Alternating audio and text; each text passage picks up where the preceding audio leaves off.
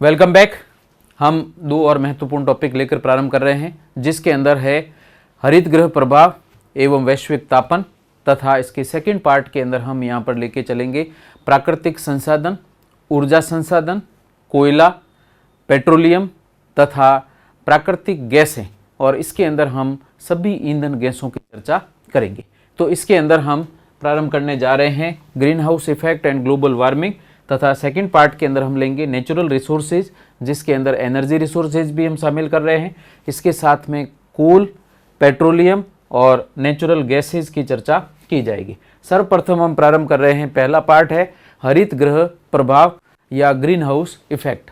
वास्तव में green house शब्द जो है यह ठंडे प्रदेशों के अंदर उष्ण कटिबंधीय क्षेत्र की जो पौध है या पादप है या पौधे हैं या वहाँ के जितने भी पादप हैं उनको उगाने के लिए कांच के बने हुए उस घर के लिए हरित गृह का उपयोग किया जाता है, जो कि सूर्य से आने वाली जो विकिरण हैं उन विकिरणों को कांच के अंदर से होते हुए उस जमीन तक जाने देता है, लेकिन वापस जमीन के गर्म होने के बाद में जो IR विकिरण या ऊष्मा विकिरण निकलती है उन विकिरणों को कांच अंदर ही रोक कर रखता है, जिससे उस कांच के गृह का अंदर वाला भाग सामान्य बाहरी भाग से उच्च ताप युक्त रहता है। ऐसी स्थिति के अंदर उष्ण कटिबंधीय क्षेत्र के जो पादप हैं या जो भी पेड़ पौधे हैं या फल सब्जियां हैं वो उसके अंदर आसानी से उगाई जा सकती है। चूंकि इस ग्रह के अंदर हरित या हरे पेड़ पौधों के कारण हरे रंग के पादप या फल फ्रूट या उससे संबंधित पौधे अंदर उपस्थित होते हैं, बाहर से ये हरे रंग का दिखाई देता है, इसलिए ऐसे ग्रह के लिए हरित ग्रह शब्द का उपयोग किया गया है। और ऐसी स्थिति में यही हरित ग्रह अगर प्रभाव के रूप में प्रदर्शित किया जाए तो इस ग्रह के अंदर का ताप सामान्य बाहरी ताप की तुलना में अधिक होता है, इसलिए सामान्य ताप वृद्धि को हम हरित ग्रह प्रभाव के रूप में प्रदर्शित करते हैं। तो ये दो प्रक्रियाएं बहुत ही महत्वपूर्ण है। फिर ये हरित ग्रह प्रभाव पृथ्वी पर कैसे प्रभाव डालता है, ये प्रक्रिया भी हम इसके साथ में चर्चा करेंगे। तो सर्वप्रथम इसको समझें। यहाँ पर जो चित्र दिया गया है ये हरित ग्रह के रूप में है, जिसमें कि प्लास्टिक से बनाया गया ये ग्रह है, जिसके अंदर सूर्य से आने वाली जो विकिरण है इस ग्रह से पार करते हुए या इस ऊपर दिए गए ये टिन शेड है या इसके अंदर जो प्लास्टिक है इसको पार करके जमीन तक तो पहुंच जाती है और ये विकिरण अंदर के तापमान को बढ़ा देती है। लेकिन जब वापस अंदर जमीन गर्म होने के बाद में जो हीट रेडिएशन या ऊष्मा विकिरण जो कि IR रेडिएशन के रूप में होती निष्कासित होती है, तो यह जो पर्दा दिया गया है ये अंदर से उस हीट को बाहर नहीं जाने देता है। ऐसी स्थिति में अंदर का ताप बढ़ जाता है और ताप के वृद्धि की इस प्रक्रिया को ही हम हरित गृह प्रभाव कहते हैं। तो यहाँ पर हम चर्चा कर रहे हैं कि ठंडे प्रदेशों में उष्ण कटिबंधीय पादप या गर्म वातावरण के पादप उगाने के लिए बनाए गए कांच के घर को हम ग्रीन हाउस या हरित गृह कहते हैं। हरित गृह का आंतरिक ताप बाह्य ताप से अधिक होता है और इसीलिए सामान्य प्राकृतिक रूप से किसी भी स्थान के ताप में होने वाली वृद्धि को हम ग्रीन हाउस इफेक्ट या हरित गृह प्रभाव के नाम से जानते हैं। यहाँ पर एक चीज़ आपको ध्यान में रखनी है कि कांच है या प्लास्टिक है, तो ये कांच और प्लास्टिक यहाँ तक कि पॉलिस्टर के जो कपड़े भी हैं वे कपड़े भी सूर्य से आने वाली विकिरणें जो कि यूवी विजिबल रेडिएशन के रूप में होती है उन विकिरणों को तो ये अंदर जाने देता है, लेकिन सतह के गर्म होने के बाद जब इसमें से हीट रेडिएशन जो कि IR रेडिएशन के रूप में होती है उन रेडिएशन को ये बाहर नहीं जाने देता है। ऐसी स्थिति में अंदर का जो ताप है वो सामान्य बाह्य ताप से अधिक हो जाता है, बढ़ जाता है। इसी प्रभाव को हम हरित गृह प्रभाव कहते हैं। इस हरित गृह प्रभाव की प्रक्रिया की चर्चा हम वापस करते हैं कि इसमें टेम्परेचर बढ़ता क्यों है। तो उसका कारण यहाँ पर दिया गया, हरित गृह प्रभाव उत्पन्न क्यों होता है। तो कांच सौर विकिरण जो कि सामान्यतः पराबैंगनी और दृश्य विकिरण है उनका सुचालक होता है, अर्थात उन विकिरणों को अंदर जाने देता है। लेकिन ऊष्मा विकिरण जो कि पृथ्वी के सतह के गर्म होने के बाद में जो विकिरण निष्कासित होती है जो कि वास्तव में अवरक्त विकिरण है या IR रेडिएशन है, उसका कुचालक होने के कारण ये हीट को अंदर ही बांध के रखता है। सेम ऐसी ही प्रक्रिया हम प्रदर्शित करते हैं टेंट हाउस के अंदर। आपने देखा होगा कि गर्मी के दिनों के अंदर लोग बैठे हैं तो बाहर से हीट आने के कारण हीट अंदर तो बाहरी विकिरण ऊष्मा अंदर आ जाती है, लेकिन अंदर की जो हीट है ये बाहर नहीं जा पाती है, इसलिए अंदर की सतह पर बहुत ही अधिक गर्मी हो जाती है। सेम यही प्रक्रिया घरों को गर्म करने के लिए ठंडे प्रदेशों के अंदर एक खुली छत के ऊपर कांच का एक बंद ब्लॉक लगा दिया जाता है। ऐसी स्थिति में कांच ऊपर से ऊष्मा विकिरणों को अंदर तो आने देता है, लेकिन घर के अंदर की हीट है उसको बाहर नहीं जाने देता है। ऐसी स्थिति में घर गर्म रहते हैं। सेम यही प्रक्रिया बर्फ के अंदर भी होती है, लेकिन बर्फ के अंदर हम ये देखते हैं कि बर्फ ऊष्मा की कुचालक तो है, लेकिन बर्फ के अंदर जो ऊष्मा है वो ऊष्मा उसके अंदर ही बनी रहती है, और इसी ऊष्मा के कारण इग्लू जो कि बर्फ के घर हैं वो अंदर से गर्म रहते हैं। यह बर्फ की ऊष्मा कुचालक प्रकृति को प्रदर्शित करता है। लेकिन कांच की यहाँ पर दोहरी प्रकृति है, ये आने वाली जो दृश्य विकिरण है उनको तो अंदर जाने देता है, लेकिन अंदर से जो IR विकिरण या ऊष्मा विकिरण है उसको बाहर नहीं जाने देता है। इसीलिए आंतरिक ताप में वृद्धि होती है। इसी को हम हरित गृह प्रभाव कहते हैं। इसके अलावा यह प्रभाव सौर कुकर में इसी सिद्धांत के आधार पर खाने को गर्म रखा जाता है या खाने को पकाया जाता है, तो सौर कुकर भी इसी सिद्धांत पर कार्य करता है। यहाँ तक कि बंद कार के अंदर ये प्रभाव प्रदर्शित होता है कि बंद कार का आंतरिक ताप भी इसी प्रभाव के कारण अधिक या उच्च हो जाता है। इसमें बंद कार के अंदर शीशे से अंदर हीट तो पहुंच तो जाती है जो कि अंदर के सतह को गर्म कर देती है, लेकिन अंदर जो ऊष्मा ऊर्जा है या हीट रेडिएशन है ये कांच को पार करके बाहर नहीं जा पाती है। ऐसी स्थिति में बंद कार का आंतरिक ताप बाह्य ताप से लगभग 8 से 10 डिग्री सेंटीग्रेड तक अधिक हो सकता है। ये प्रक्रिया भी हरित गृह प्रभाव को प्रदर्शित करती है, लेकिन ये लोकल या सूक्ष्म स्तर को दर्शाती है। जबकि यदि ग्लोबल वार्मिंग की बात की जाए तो पूरी पृथ्वी के ग्लोब के ताप में वृद्धि होने की प्रक्रिया को, जिसमें कांच के रूप में हमारा वायुमंडल काम करता है, जो सूर्य से आने वाली विकिरणों को सतह पर आने तो देता है, पृथ्वी तक पहुंचने तो देता है, लेकिन पृथ्वी से जो ऊष्मा विकिरण निकलती है उन विकिरणों को पूर्णतः निष्कासित नहीं होने देता है, जिससे पृथ्वी का ताप नियंत्रित रूप में बना रहता है। अर्थात इसके न्यूनतम और उच्चतम ताप के मध्य का अंतर अन्य ग्रहों की तुलना में बहुत ही कम होता है। तो ये प्रक्रिया ही यहाँ पर हम आगे चर्चा में लेंगे। तो हरित गृह प्रभाव वास्तव में क्या है? वायुमंडल में उपस्थित गैसें ऊष्मा विकिरण को अवशोषित तथा परावर्तित कर हरित गृह प्रभाव उत्पन्न करती है। यहाँ इसका मीनिंग ये है कि पृथ्वी के ग्लोब के ऊपर जो वायुमंडल उपस्थित है, ये वायुमंडल इस पृथ्वी की सतह के गर्म होने के बाद में जो विकिरण निष्कासित होती है उसमें से कुछ विकिरण तो इसको पार करके निकल जाती है, कुछ विकिरण यहाँ पर उपस्थित जो वायुमंडलीय गैसें हैं उसके द्वारा अवशोषित हो जाती है, तथा कुछ विकिरण यहाँ पर परावर्तित होकर वापस पृथ्वी की सतह की ओर भेज दी जाती है। ऐसी स्थिति में जो अवशोषित ऊष्मा और परावर्तित विकिरण है उनकी जो ऊर्जा है पृथ्वी के आसपास बनी रहती है। ऐसी स्थिति में ही पृथ्वी के वायुमंडलीय ताप में वृद्धि होती है, और इसी के लिए हम हरित गृह प्रभाव शब्द का उपयोग करते हैं। और यहाँ पर ऊष्मा विकिरण अवशोषित करने वाली जो गैसेज हैं उन गैसेज को हम हरित गृह गैसें या ग्रीन हाउस गैसेज के नाम से जानते हैं। तो ये पूरी प्रक्रिया एक बार मैं वापस प्रदर्शित करूं कि वायुमंडल में उपस्थित वे गैसें ऊष्मा विकिरण को अवशोषित व परावर्तित कर हरित गृह प्रभाव उत्पन्न करती है, उसे हम हरित गृह गैसेज के नाम से प्रदर्शित करते हैं। और पृथ्वी का वायुमंडल भी कांच की तरह कार्य करता है तथा वायुमंडल में उपस्थित गैसें ऊष्मा विकिरण को अवशोषित तथा परावर्तित करती है, जिससे पृथ्वी का ताप बढ़ता है, और इसी को हम हरित गृह प्रभाव कहते हैं। हरित गृह प्रभाव का मतलब है ताप में वृद्धि होना। स्थानीय रूप में ताप में वृद्धि हो तो हरित गृह प्रभाव, और ये प्रभाव अगर पूरी पृथ्वी पर इसी रूप में प्रभाव प्रदर्शित करता है तो हरित गृह प्रभाव के कारण ग्लोबल वार्मिंग उत्पन्न होती है। तो हरित गृह प्रभाव का मतलब है ताप में वृद्धि होना या वृद्धि करने की प्रक्रिया।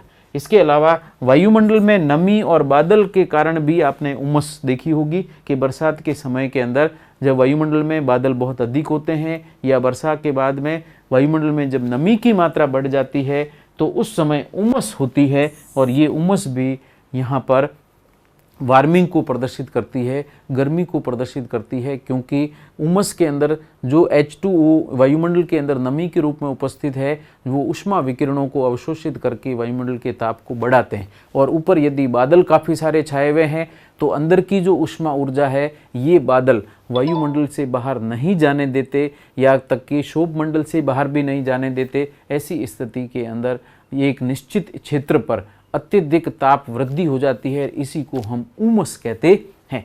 आंशिक हरितगृह प्रभाव उत्पन्न करता है, या उमस भी एक प्रकार का आंशिक हरितगृह प्रभाव है, और यह प्रभाव वास्तव में लगभग 9 दिनों तक रह सकता है। जो अधिकतम मान है, अधिकतम 9 दिनों तक ये प्रभाव बना रह सकता है। और इसी पर्यावरणीय भाषा में इसका नाम जरूर ध्यान रखें। इस प्रभाव को, उमस के प्रभाव को या उमस के कारण उत्पन्न हरितगृह प्रभाव को हम वास्तव में पॉजिटिव फीडबैक के रूप में प्रदर्शित करते हैं, जो कि एनवायरमेंटल लैंग्वेज के अंदर पॉजिटिव फीडबैक कहा जाता है।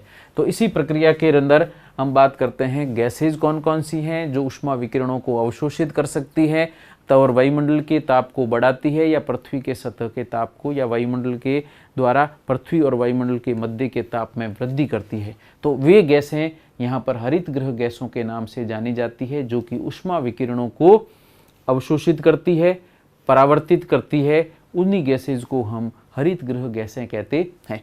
हरितगृह गैसों का काम हरितगृह प्रभाव उत्पन्न करना है तथा पृथ्वी के ताप में वृद्धि करना है। और कौन कौन सी गैसें ये प्रभाव दर्शाती है, क्रम से आपको याद रखना है कि हरितगृह गैसें वैश्विक तापन के अंदर योगदान देती है या ग्लोबल वार्मिंग में योगदान देती है। कौन कौन सी गैसेज हैं, जिसमें पहली है कार्बन डाइऑक्साइड, दूसरी है मेथेन CH4 इसका सूत्र है, तीसरी है N2O नाइट्रस ऑक्साइड, यहाँ नाम लिख रखा है, CO2 कार्बन डाइऑक्साइड है, सबको ध्यान है।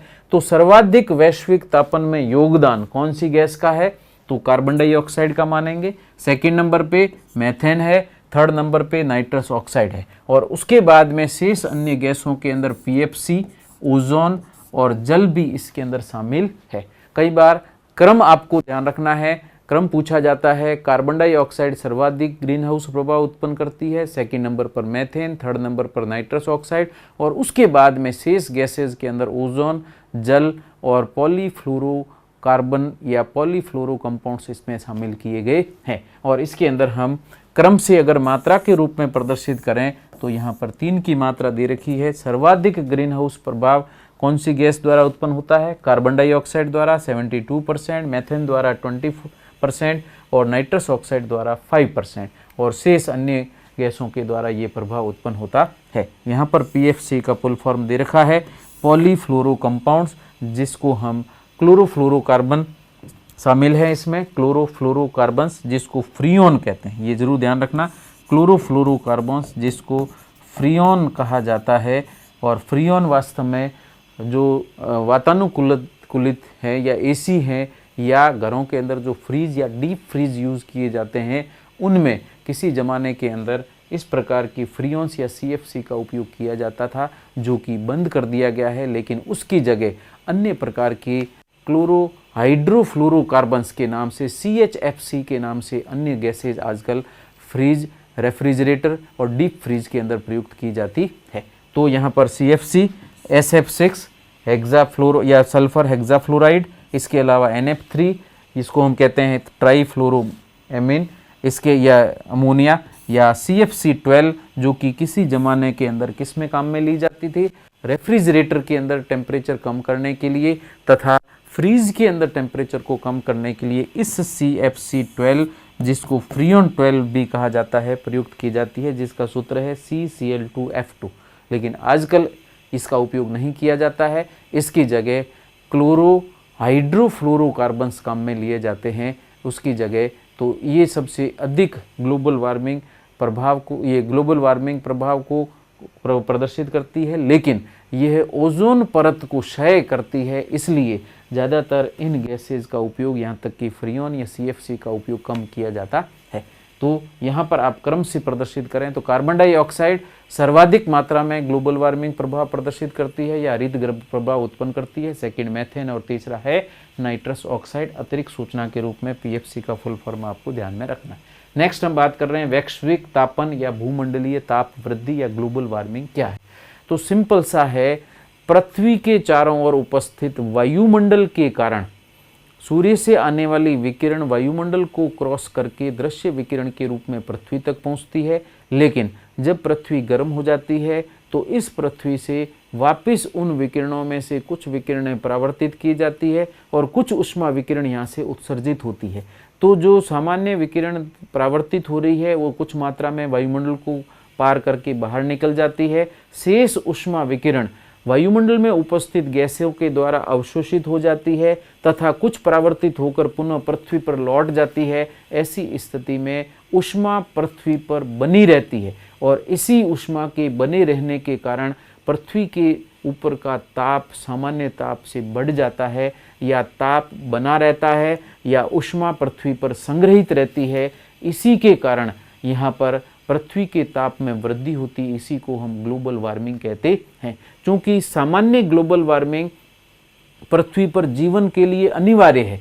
अगर सामान्य ग्लोबल वार्मिंग अर्थात वायुमंडल इस ऊष्मा को अवशोषित करके न रखे तो यहाँ पर जीवन संभव नहीं होता। लेकिन यदि सामान्य से अधिक ताप बढ़ जाता है जो कि यहाँ पर रहने वाले जीवों के लिए या जीव जंतुओं या पादपों के लिए हानिकारक हो जाता है, तो ऐसी स्थिति में ही इसे हम ग्लोबल वार्मिंग नाम कहते हैं। तो इसका थोड़ा सा जो माइनर डिफरेंस है ये आपको ध्यान में रखना है। तो यहाँ पर हम वैश्विक तापन, भूमंडलीय ताप वृद्धि या ग्लोबल वार्मिंग की चर्चा करते हैं। तो हरित गृह गैसों द्वारा पृथ्वी के ताप में होने वाली औसत वृद्धि को हम वैश्विक तापन या भूमंडलीय ताप वृद्धि कहते हैं या ग्लोबल वार्मिंग कहते हैं। और पृथ्वी का तापन अभी तक लगभग इतना हो चुका है 0.5 से लेकर के 1.2 डिग्री सेंटीग्रेड या केल्विन के अंदर प्रदर्शित करें तो इतना ही ताप आज तक बढ़ चुका है। और इस इतने से ताप में वृद्धि के कारण भी आपने देखा होगा इसके विपरीत प्रभाव आपको दिखाई देने लगे हैं। और ग्लोबल वार्मिंग के क्या क्या विपरीत प्रभाव हैं वो हम लास्ट में चर्चा करेंगे। इसका निर्धारण वैश्विक तापन विभव के रूप में किया जाता है। तो ग्लोबल वार्मिंग कितनी हुई है उसका अगर मात्रात्मक आकलन करना हो तो हम इसको ग्लोबल वार्मिंग पोटेंशियल के रूप में प्रदर्शित करते हैं या वैश्विक तापन विभव के रूप में प्रदर्शित करते हैं, जिसका फुल फॉर्म यहाँ पर दे रखा है GWP, ग्लोबल वार्मिंग पोटेंशियल या वैश्विक तापन विभव। हरित गृह गैस के एक अणु के, अब ध्यान रखना यहाँ पर वैश्विक तापन विभव के अंदर ग्लोबल वार्मिंग पोटेंशियल क्या है उसको परिभाषित किया गया है कि हरित गृह गैस के एक अणु की विकिरण अवशोषण दक्षता तथा अणु की औसत आयु का मिश्रित प्रभाव। तो दो पार्ट हम लेकर चल रहे हैं। पहला तो है जो हरित गृह गैस है, चाहे वो कार्बन डाइऑक्साइड हो या अन्य कोई गैस हो, मेथेन हो, नाइट्रस ऑक्साइड हो या PFC हो या ओजोन हो, तो उस गैस का एक अणु कितनी विकिरण अवशोषण दक्षता प्रदर्शित करता है, कितनी विकिरण को अवशोषित कर सकता है, तथा उस अणु की वायुमंडल में औसत आयु कितनी है, अर्थात वह अणु वायुमंडल में कितने समय तक जिंदा रह सकता है या कितने समय तक विघटित होने से पूर्व बना रहता है।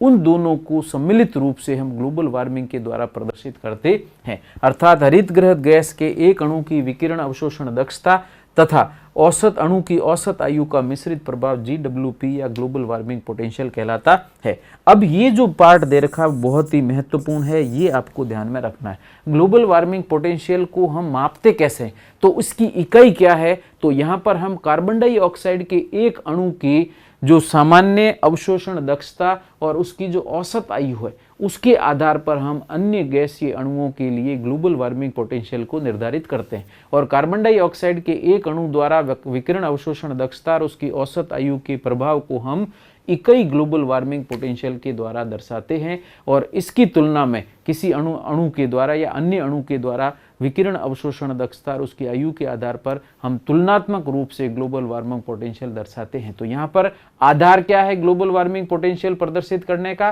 कार्बन डाइऑक्साइड के एक अणु के अवशोषण दक्षता और उसकी औसत आयु का सम्मिलित प्रभाव, जिसको इकाई प्रभाव कहते हैं। तो यहाँ पर ग्लोबल वार्मिंग पोटेंशियल क्या है, कार्बन डाइऑक्साइड की ग्लोबल वार्मिंग इकाई व ग्लोबल वार्मिंग पोटेंशियल को हम इकाई या एक मानकर अन्य हरित गृह गैसों के तुलनात्मक ग्लोबल वार्मिंग पोटेंशियल को प्रदर्शित करते हैं या ज्ञात करते हैं। तो यहाँ ध्यान रखना, आधार क्या है, कार्बन डाइऑक्साइड को आधार मानकर प्रदर्शित किया जाता है, जिसका ग्लोबल वार्मिंग पोटेंशियल हम कितना मानते हैं, इकाई या 1 माना जाता है। और इसके आधार पर ग्लोबल वार्मिंग पोटेंशियल के क्रम को दर्शाया गया है, जिसमें कार्बन डाइऑक्साइड का ग्लोबल वार्मिंग पोटेंशियल 1, मेथेन का 28, नाइट्रस ऑक्साइड का 265 और CHClF2 मैंने बताया था क्लोरो हाइड्रोफ्लोरोकार्बन। तो यह फ्लोरो हाइड्रोक्लोरो जो कॉम्प्लेक्स है, जो CFC कहा जाता है, क्लोरोफ्लोरोकार्बन, उसकी जगह हम यहाँ पर यूज कर रहे हैं क्लोरो हाइड्रोफ्लोरोकार्बन, और इसका ये उदाहरण है। तो इसका ग्लोबल वार्मिंग पोटेंशियल 1760 होता है, जबकि पहले समय के अंदर जो हम सामान्य CFC यूज कर रहे थे, जो कि यहाँ लिख रखा है 1-2, जो कि रेफ्रिजरेटर और एसीज में काम में ली जाती थी गैस, तो उस गैस का ग्लोबल वार्मिंग पोटेंशियल इससे कई गुना ज़्यादा है या इससे काफ़ी अधिक है। तो ये 1760 है, तो इसका ग्लोबल वार्मिंग पोटेंशियल 10,200 है। तो ऐसी स्थिति में इसको बैन कर रखा है, उसकी जगह हम एसी और फ्रीज के अंदर ये गैस काम में लेते हैं, जिसको CHFC कहा जाता है। इसके अलावा NF3, इसके अलावा SF6। तो अब आप देख सकते हैं जो पॉलीफ्लोरोनेटेड यौगिक हैं उसके अंदर global warming potential carbon dioxide की तुलना में कई गुना ज़्यादा है, लेकिन वायुमंडल में अन्य गैसों की मात्रा, इससे आगे वाली जो गैसें दे रखी है, इनकी मात्रा बहुत कम होती है, कार्बन डाइऑक्साइड की मात्रा बहुत अधिक होती है। और वायुमंडल में अगर आप आयतनात्मक रूप में प्रदर्शित करें तो कार्बन डाइऑक्साइड 0.03% V/V, अर्थात वायुमंडल के 1 लीटर में कार्बन डाइऑक्साइड 0.03 ml के बराबर होती है। तो ऐसी स्थिति के अंदर यहाँ पर V/V कार्बन डाइऑक्साइड की मात्रा बहुत अधिक है। ऐसी स्थिति में सर्वाधिक ग्लोबल वार्मिंग कौन प्रदर्शित कर रहा है, कार्बन डाइऑक्साइड, लेकिन इसका ग्लोबल वार्मिंग पोटेंशियल सबसे कम है और बाकी सभी गैसों का ग्लोबल वार्मिंग पोटेंशियल बढ़ते क्रम के अंदर यहाँ पर दिया गया है। उसके बाद में एक और नोट आप ध्यान रखें कि 2019 तक पृथ्वी की कार्बन डाइऑक्साइड मात्रा लगभग 414.7 ppm हो गई है, जो कि 1960 के अंदर 310 थी। इसका मतलब तीव्रता से वायुमंडल में कार्बन डाइऑक्साइड की मात्रा पार्ट्स पर मिलियन के रूप में यहाँ प्रदर्शित की गई है, जो बढ़ती जा रही है, और इसी के कारण ग्लोबल वार्मिंग लगातार बढ़ रही है, और इसी को हम यहाँ पर ग्लोबल वार्मिंग पोटेंशियल के रूप में प्रदर्शित करते हैं। तो ध्यान रखना है, कार्बन डाइऑक्साइड का ग्लोबल वार्मिंग पोटेंशियल इकाई है, लेकिन इसका प्रभाव या इसकी कार्बन डाइऑक्साइड की मात्रा वायुमंडल में बहुत अधिक होने के कारण पृथ्वी पर सर्वाधिक ग्लोबल वार्मिंग या हरित गृह प्रभाव या ग्लोबल वार्मिंग का मुख्य कारक या गैस कौन सी है, कार्बन डाइऑक्साइड। तो GWP के रूप में सबसे कम, लेकिन प्रभाव प्रदर्शित करने में सबसे अधिक काम कार्बन डाइऑक्साइड करता है। इसके बाद में हम बात करते हैं वैश्विक तापन के कारण क्या क्या हैं। तो वैश्विक तापन या ग्लोबल वार्मिंग के कारण, तो ग्लोबल वार्मिंग का वैसे तो कार्बन डाइऑक्साइड उत्सर्जन या कार्बन डाइऑक्साइड वायुमंडल में मात्रा बढ़ने के कारण ग्लोबल वार्मिंग सबसे अधिक हो रही है, लेकिन कार्बन डाइऑक्साइड उत्सर्जन या नाइट्रोजन या मेथेन का उत्सर्जन किस कारणों से हो रहा है या कौन कौन से पदार्थों से ये उत्पादन हो रहा है, वो कारक यहाँ पर प्रदर्शित कर रहे हैं। पहला है जीवाश्म ईंधन का दहन, अर्थात पेट्रोलियम या उससे संबंधित, चाहे पेट्रोल हो, गैसोलीन हो या फिर LPG हो, CNG हो, या इस तरह के जो आंतरिक दहन इंजन में प्रयुक्त होने वाले ईंधन हैं, उनके दहन से सर्वाधिक मात्रा में कार्बन डाइऑक्साइड उत्पन्न हो रही है। ऐसी स्थिति में ग्लोबल वार्मिंग पोटेंशियल इनकी वजह से सर्वाधिक होता है। तो जीवाश्म ईंधन, पेट्रोलियम और उसके जो सह उत्पाद हैं या पेट्रो रसायन हैं, वो सभी जीवाश्म ईंधन कहलाते हैं, जिसमें कोयला भी शामिल है। तो इसमें जो द्रव ईंधन है जैसे पेट्रोल, डीजल, केरोसिन, ये लगभग 36% ग्लोबल वार्मिंग प्रभाव को या ग्लोबल वार्मिंग का कारण या ग्लोबल वार्मिंग उत्पन्न करते हैं। दूसरे नंबर पर है कोयला ठोस ईंधन के रूप में 35% और गैस ईंधन के रूप में LPG और CNG जो 20% ग्लोबल वार्मिंग प्रभाव उत्पन्न करती है। तो ऐसी स्थिति में बाकी सीमेंट प्लांट 3%, यातायात 4%। तो ऐसी स्थिति में आप देख सकते हैं सर्वाधिक मात्रा में ये तीनों ही यहाँ पर क्या है, जीवाश्म ईंधन है। और जीवाश्म ईंधन में यातायात अलग से रखा, बाकी केरोसिन डीजल के दहन में वो पहले ही आ चुके हैं। तो सर्वाधिक मात्रा में ग्लोबल वार्मिंग उत्पन्न करने का काम कहाँ पर हो रहा है? इस दहन ईंधन के इंजन के अंदर या फिर जीवाश्म ईंधन के दहन के अंदर सर्वाधिक मात्रा में कार्बन डाइऑक्साइड वायुमंडल में बढ़ती जा रही है और उसी के कारण ग्लोबल वार्मिंग सबसे अधिक प्रभाव उत्पन्न करता है। इसके अलावा दूसरे हैं एंथ्रोपोजेनिक या मानव जनित कारक। मानव जनित कारकों के अंदर मनुष्य के द्वारा जो प्रक्रियाएं की जा रही है उसकी वजह से वायुमंडल के अंदर कार्बन डाइऑक्साइड या ग्लोबल वार्मिंग उत्पन्न हो रही है, जिसमें प्रदूषण के कारण, कल कारखानों की अधिकता के कारण उसके अंदर हम ईंधन का उपयोग कर रहे हैं, दहन कर रहे हैं या वायुमंडल में गैसेज की मात्रा निष्कासित करके बढ़ा रहे हैं। आगजनी के द्वारा भी इस तरह की प्रक्रिया संपन्न होती है। इसके अलावा जनसंख्या वृद्धि, जिसमें श्वसन में कार्बन डाइऑक्साइड का भी निष्कासन होता है, ऐसी स्थिति में ये भी सर्वाधिक मात्रा के अंदर यहाँ पर ग्लोबल वार्मिंग का कारण है और सर्वाधिक ग्लोबल वार्मिंग हो रही। तो मुख्य घटक आप सभी के दहन से उत्पन्न होने वाली या सभी प्रक्रियाओं में अगर कार्बन डाइऑक्साइड उत्पन्न हो रही है तो ग्लोबल वार्मिंग का मुख्य घटक कौन है? कार्बन डाइऑक्साइड सर्वाधिक ग्लोबल वार्मिंग उत्पन्न करता है। इसी तरीके से वैश्विक तापन व भूमंडलीय ताप वृद्धि या ग्लोबल वार्मिंग के प्रभाव क्या हैं, इसकी इफेक्ट क्या क्या हो रहे हैं, तो ग्लोबल वार्मिंग के प्रभावों की हम चर्चा करते हैं। तो ग्लोबल वार्मिंग के प्रभावों की अगर चर्चा की जाए तो हिमनद या ग्लेशियर का पिघलना, समुद्री तल में वृद्धि, ग्लेशियर पिघलने से समुद्र के अंदर जल की मात्रा बढ़ती है जिससे समुद्री तल ऊपर उठ जाता है।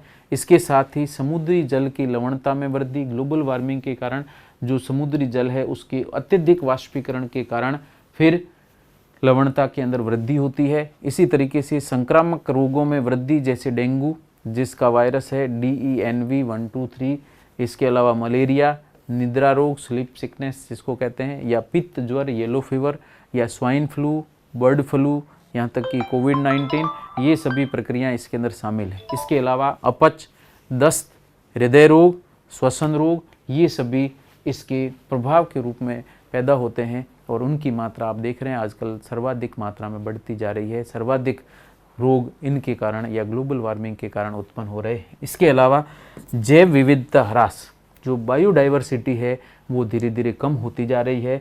इसके अलावा अतिवृष्टि, कहीं पर बहुत ज़्यादा बारिश हो रही है, अनावृष्टि, कहीं पर बहुत कम वर्षा हो रही है। इसके अलावा ओजोन का अपघटन हो रहा है, बाढ़ और सूखा, इसके साथ साथ जंगल में आग की अधिकता भी ग्लोबल वार्मिंग पर के प्रभाव के रूप में दिखाई देती है। इसके साथ जलवायु परिवर्तन भी हो रहा है, कुछ जगह पर बारिश हो रही है, बारिश का समय है वो प्रभावित हो रहा है, जलवायु है उसके अंदर सामान्य परिवर्तन होते जा रहे हैं। तो जलवायु परिवर्तन हो रहा है, भौगोलिक और जैविक परिस्थिति की तंत्र भी धीरे धीरे या इकोसिस्टम है वो प्रभावित होता जा रहा है। ये ग्लोबल वार्मिंग के कारण ये प्रक्रियाएं संपन्न होती है। और इसके साथ ही यह सिंपल सा और लेकिन बहुत ही अति महत्वपूर्ण पार्ट हरित गृह प्रभाव और ग्लोबल वार्मिंग कंप्लीट हो जाता है। बाकी की चर्चा हम नेक्स्ट क्लास के अंदर करेंगे। तो एक चीज़ और ध्यान रखें, हरित गृह क्या है, नंबर 2 हरित गृह प्रभाव क्या होता है, नंबर 3 ग्लोबल वार्मिंग क्या है, ग्लोबल वार्मिंग का कारण क्या है, कौन सी गैस सर्वाधिक संख्या के अंदर ग्लोबल वार्मिंग उत्पन्न करती है और उनका क्रम आपको ध्यान रखना है। इसके अलावा ग्लोबल वार्मिंग पोटेंशियल क्या है, अगला ग्लोबल वार्मिंग पोटेंशियल का आधार क्या है, तो उसमें कार्बन डाइऑक्साइड का ग्लोबल वार्मिंग पोटेंशियल इकाई मान करके अन्य गैसों के साथ में ग्लोबल वार्मिंग पोटेंशियल की तुलना की जाती है। इसके अलावा इसके प्रभाव कौन कौन से हैं ये भी आपको साथ में ध्यान में रखने हैं। तो इसके साथ ही ये महत्वपूर्ण और सिंपल टॉपिक यहाँ पर कंप्लीट होता है। नेक्स्ट के अंदर हम इसका सेकंड पार्ट लेकर प्रारंभ करेंगे जिसके अंदर नेचुरल रिसोर्सेज की चर्चा की जाएगी, कोयला और पेट्रोलियम और उसके निष्कर्षण के अन्य उत्पादों के बारे में हम बात करेंगे। Thank you so much.